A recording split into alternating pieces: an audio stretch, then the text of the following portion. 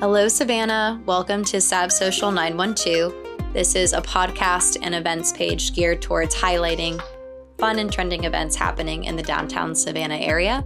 Just to clarify, I will not be covering every single event happening in Savannah, but there are resources like the Savannah Master Calendar or the Visit Savannah website where you can learn a lot more about things in the surrounding areas. I'm your host, Missy, and I'm just going to be focusing on the downtown historic district. I may do some events that are over by like Forsyth and Starland, but I'm really going to try to concentrate on what's happening downtown. So whether you are a longtime local or if you're just coming to Savannah to visit for the weekend, this is hopefully a podcast and events page that will streamline the process of finding cool and fun things to do while you're in town.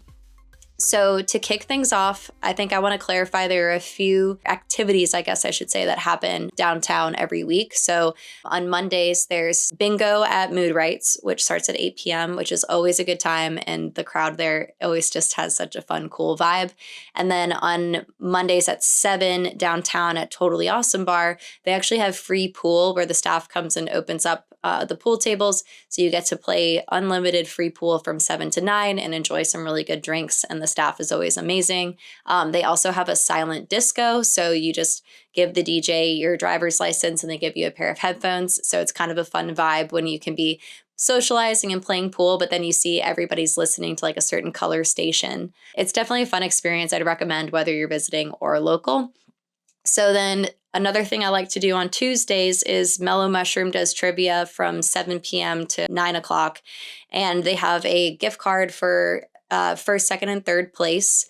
I would say get there a little bit early just so you can get a table. It's always good to have a big group because the questions are a variety of topics. And it gets a little competitive, but it's fun. There's some returning teams that you always seem to run into. So that covers Tuesday. And then Wednesday, I would say they have a duck pin bowling league at Mood Rights that I would recommend going to. That's kind of like one of the activities they're known for over there. They have a really cute duck pin set up. So I think they have like a long-standing competition over the course of a couple weeks. But if you're moving to Savannah and want to make new friends and socialize, I'd say that's a good hub for that. So now I'm going to get to the meat of our episode, which is events that are happening this week. I'm going to start with Thursday, March 20th.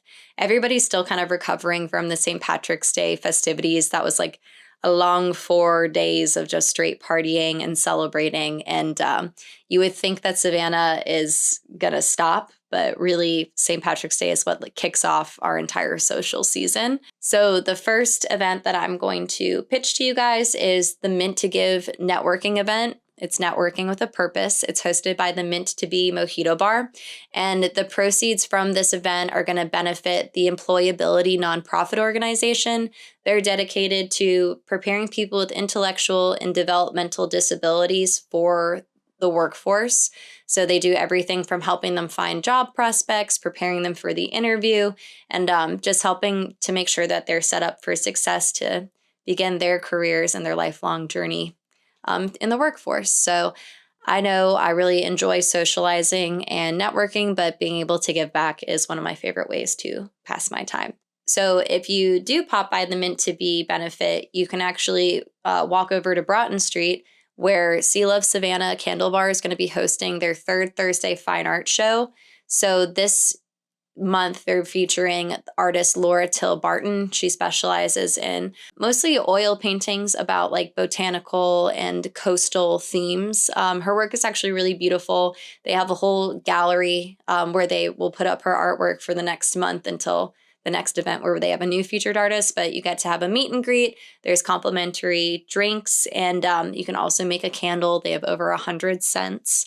So they're a really cool and fun bar. Well, not even bar. They're a shop that has a bar, and they're a candle bar. So they're just a really refreshing way to spend time. Melissa, the owner, is super sweet and really excited to kind of showcase the community and help bring the art scene together in Savannah. So I think that's very special. I will definitely be going to that. And once again, that starts at 6 p.m. and goes till 8.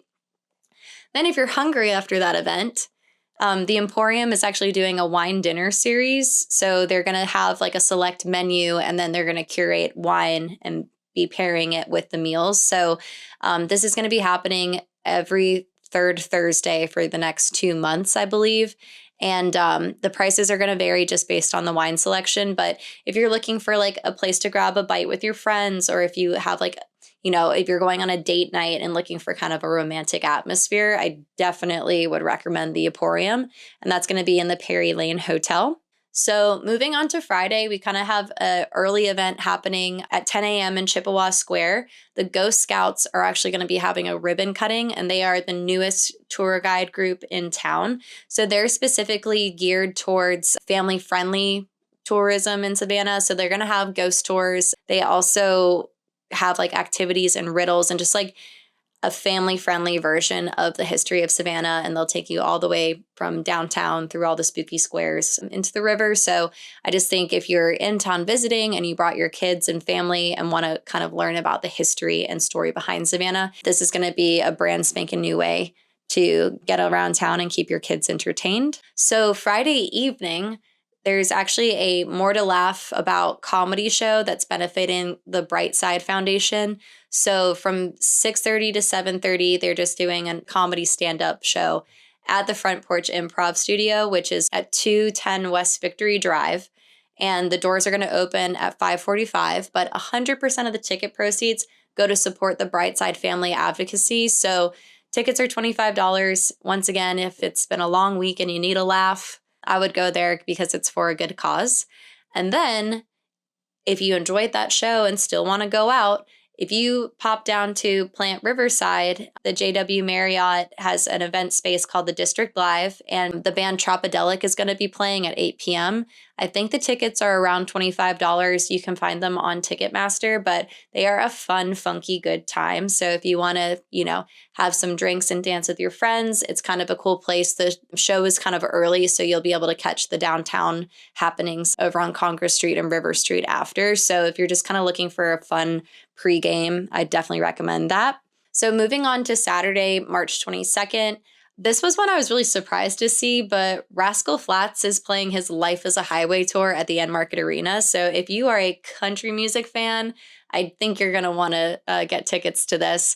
Once again, you can find tickets on Ticketmaster.com, and then the event starts at 7 p.m., but I know that Rascal Flatts was a staple of my childhood, and it would be very cool to see him on his tour. Also, Saturday and Sunday morning, the Lost Square is going to be hosting a Spritz and Hits rooftop brunch. I think this is going to be an ongoing event every weekend where they take their Lost Square rooftop bar and kind of deck it out. They're going to have a DJ, they're going to have different Spritz style cocktails, and then they're going to have mouthwatering, amazing gourmet brunch bites. So if you are looking to kind of start day drinking early, or if you want to have a recovery brunch, I'd actually recommend going there because I think it's a little bit off the beaten path, or people aren't exactly associating them with brunch. So there probably wouldn't be a wait, but reservations are always recommended. So moving on to Saturday and Sunday as well, from 11 to 7 p.m. both days that this upcoming weekend, they're going to have the Punk Flea Market. So this is going to be a little bit away from the historic district. It's at the Ali Shriner Temple, which is at 100 Eisenberg Drive. But it is kind of a cool and fun event. So it's punk themed, and it's a little bit like dark and weird, but they're going to have like vintage clothing. They're going to have weirdo art. They're going to have vinyl records. And then they have, taxidermy and little dark collectibles that I think this could still be a family-friendly event, but I always love like a twist on a theme. So I think it's kind of refreshing to go to a flea market that just isn't what you would see on your normal weekend. So general admission is $10, and then kids get in for free if they're under 12. And then winding down on Sunday the 23rd, there's a Fashion and Flowers painted flower workshop hosted by Sid Nicole. It's actually going to be led by artist Ben Copperwheat. So this is kind of a unique setup where you're kind of custom dipping your flowers in all of these different like meshed paints together. So it kind of gives it like a tie-dye cool, funky aesthetic, which Sid Nicole is like a genius when it comes to floral arrangements. So I'm very interested to see how the final products turn out. And those are going to be $80 a person, but it does include great charcuterie board and cocktails that are complimentary.